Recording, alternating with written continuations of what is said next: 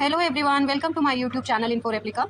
Today we are going to learn about the Griffith experiment which he has done with the help of Streptococcus pneumonia, जो कि एक bacteria था। इन्होंने अपना experiment 1928 में दिया था और इन्होंने ये जो एक्सपेरिमेंट किया था ये एक बैक्टीरिया का यूज़ करके किया था माइस के ऊपर। और वो बैक्टीरिया क्या था? स्ट्रेप्टोकोकस निमोनिया था, जो कि निमोनिया कॉज करता है। तो इन्होंने देखा, सबसे पहले इन्होंने बैक्टीरिया को कल्चर मीडियम में ग्रो किया। तो जब ग्रो किया तो उसमें दो वैरायटी के बैक्टीरिया ग्रो हुए। एक को इन्होंने पॉलीसेचुराइड की कोटिंग के साथ ग्रो करा और एक को सिंपली ग्रो किया। तो जो पॉलीसेचुराइड की कोटिंग के साथ ग्रो हुआ था तो उसके ऊपर एक लेयर जैसी चढ़ गई थी, तो उन्होंने उसका नाम रखा था एस स्ट्रेन।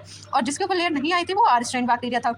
जो आर स्ट्रेन था वो हार्मलेस था, मतलब उससे कोई भी डिजीज नहीं होती थी। लेकिन जो आर स्ट्रेन वाला बैक्टीरिया था वो हाईली इन्फेक्शियस था, मतलब ये प्रॉपरली जाके ऑर्गेनिज्म के अंदर डिजीज कॉज करने वाला था, निमोनिया। तो इन्होंने इन दोनों ही बैक्टीरिया के स्ट्रेन्स को यूज़ किया माइस के ऊपर और चेक किया कि जब हम इंजेक्ट करते हैं दोनों ही अलग अलग स्ट्रेन्स को तो माइस के अंदर क्या चेंजेस आते हैं।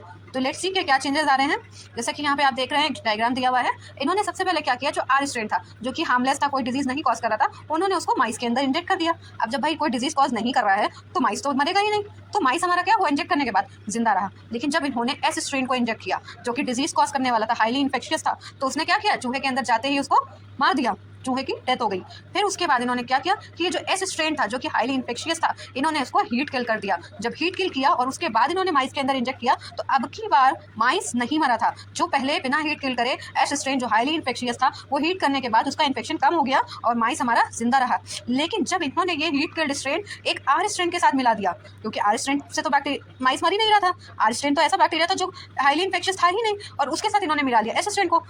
वो इन्होंने इसलिए मिलाया क्योंकि उन्होंने देखा कि एस स्ट्रेन को जब हीट किल कर रहे हैं तब भी चूहा नहीं मर रहा है और आर स्ट्रेन से भी नहीं मर रहा है, तो अगर हम दोनों को मिला देते हैं तो क्या होता है। तो जब इन्होंने दोनों को मिला के माइस के अंदर इंजेक्ट किया तो अब की बार उन्होंने देखा कि माइस मर गया, जो कि पहले सिर्फ एस स्ट्रेन को डालने से मर रहा था, अब वो दोनों को डालने से मर रहा है। तो भाई उनको कंफ्यूजन हो गया कि भाई एस स्ट्रेन जो हीट किल था और जो आर स्ट्रेन था जिनसे हमारा चूहा मर ही नहीं रहा था, तो दोनों मिला के डाले तो वो मर गया। तो उन्होंने अपने एक्सपेरिमेंट के साथ ये देखा कि कुछ ऐसा है जो कि हीट किल करने के बाद आर स्ट्रेन में मिला रहे हैं तो वो ट्रांसफॉर्म हो रहा है और चूहे को डिजीज कॉज करके मार दे रहा है। लेकिन उन्होंने क्लियरली नहीं बताया था कि वो ट्रांसफॉर्मेशन है क्या। ठीक है, तो ये है इनका एक्सपेरिमेंट। आई होप आप सबको समझ में आया होगा। इसी तरह की क्विक रिवीजन वीडियो के लिए जुड़े रहे मेरे चैनल के साथ। Thank you.